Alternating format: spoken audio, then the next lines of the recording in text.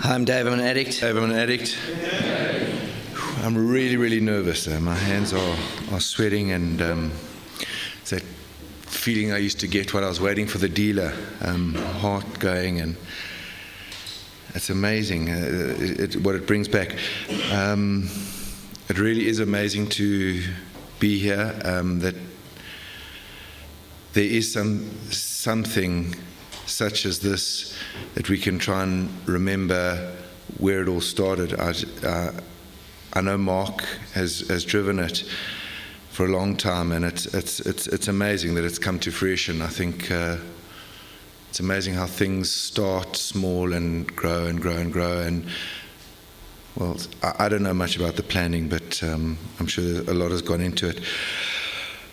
In my head, a lot has got into the share, but it's all kind of gone now, and I'm just going to try and remember it as it was. I've been having flashbacks the whole morning as people have been speaking, and remembering people's names and remembering places, and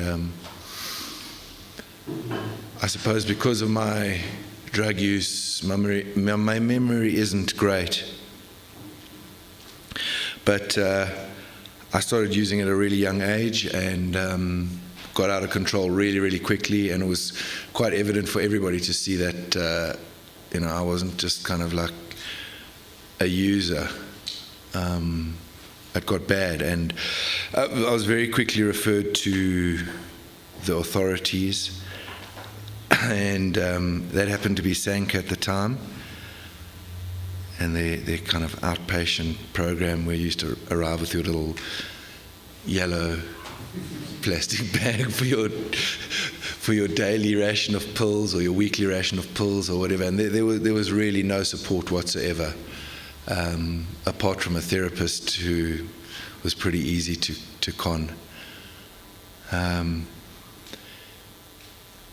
In June 1985, I can only say that it was a higher power intervention, because I had no plan of getting clean. Like others have said this morning, my only reason for going to Sanka was to get out of the legal troubles that I was in, and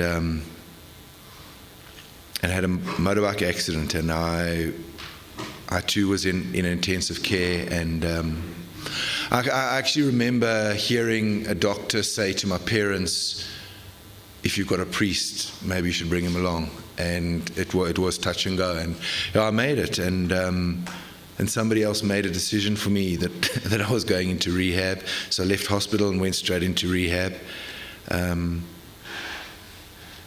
Managed to bring some pills in with me as well.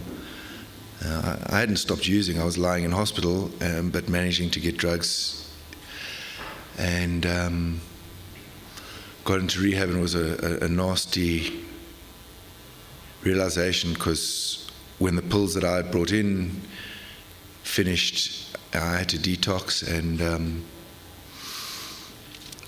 I don't remember much, but I know there was a lot of pain involved. And it was roundabout. I was actually going through my father's diaries, and he's also quite an obsessive dude. He's keeping diaries from 1985, but he's still got them. And I know it was the night that JR got shot in Dallas. It's a long time ago. This was the first time. It wasn't the rerun on the series channel.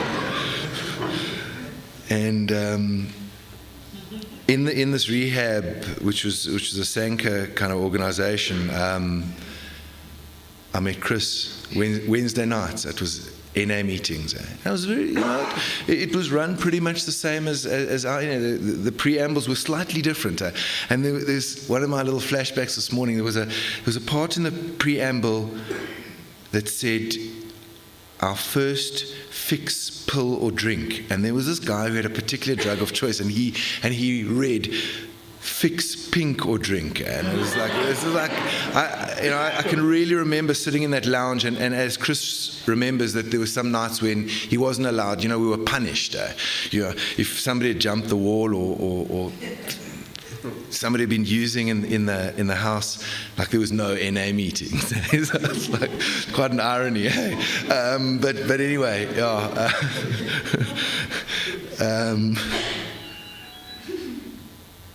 I left Phoenix House and started attending NA meetings at Sanka in Pritchard Street at Palace Buildings, and I have really vivid memories of these horrible green vinyl chairs. And the meetings were in the waiting area of Sanka, Johannesburg. And I have vivid memories of looking out the window at two notorious narcotic squad officers who were sitting in a car outside taking down number plates. So we were under surveillance. I mean, the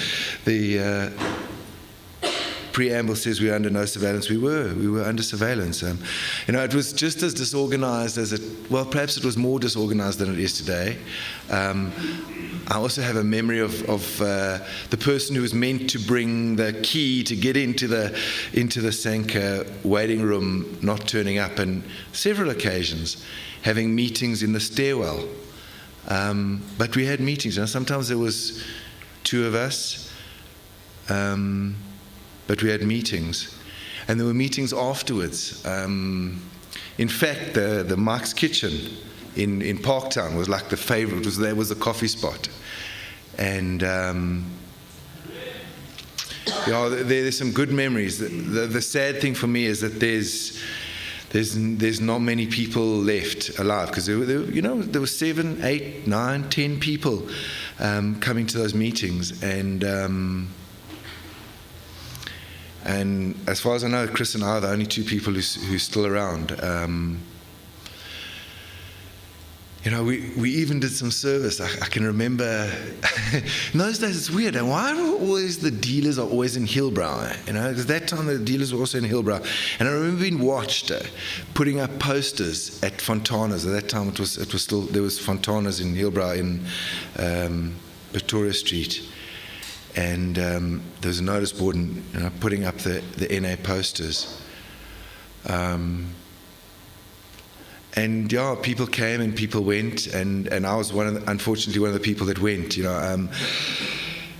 Round about 1980, early mid 1987, I decided that NA wasn't good enough for me. Perhaps I wasn't good enough for NA. I don't know, but I was out of there, and the meetings. I know there were two guys who were running it at the time, and there was a bit of literature. But I then did a geographical and left Johannesburg, and used hard. Somewhere, somehow, whenever things got really, really bad, I kind of turned back to either this fellowship or the AA fellowship. Somewhere that that seed had been planted, that this was the only place that people really understood me. I didn't feel understood in my family. I didn't feel understood in amongst my friends. I definitely know that I was heard, I was listened to and heard, and I could relate to what I heard in the rooms.